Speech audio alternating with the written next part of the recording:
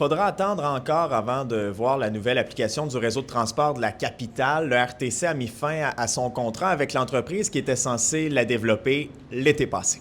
Sa version bêta était attendue pour l'automne 2025, regroupant Copilote Plus, Avelo, RTC Nomade et Flexibus. Elle aurait permis d'optimiser le trajet des différents utilisateurs. Le RTC dit que c'est une décision responsable, que l'organisation aura toutefois déboursé près de 4 millions de dollars. Elle fera plutôt affaire avec l'Autorité régionale de transport métropolitain pour déployer à Québec l'application Chrono, déjà offerte à Montréal.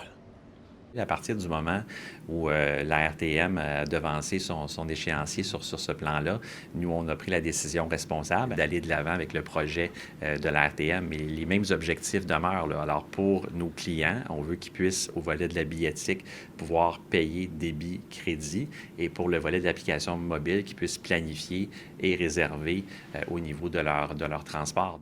Mais la date de mise en service dans la région n'est pas encore connue.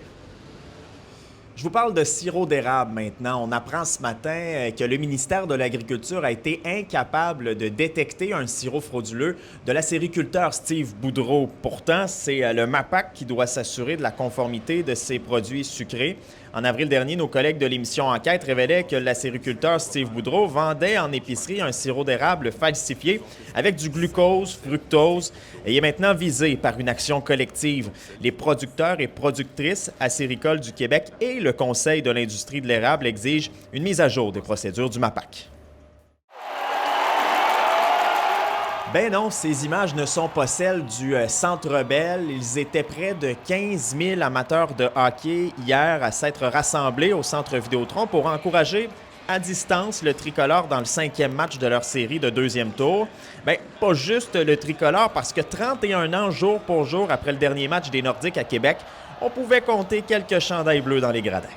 On est peut-être une dizaine de partisans des Nordiques ce soir, des milliers du Canadien, mais quand même, on est là. Pourquoi s'entêter à détester le Canadien? Aussi bien en profiter. Et si vous le saviez pas, le Canadien a gagné 6-3. La suite samedi. Salut tout le monde.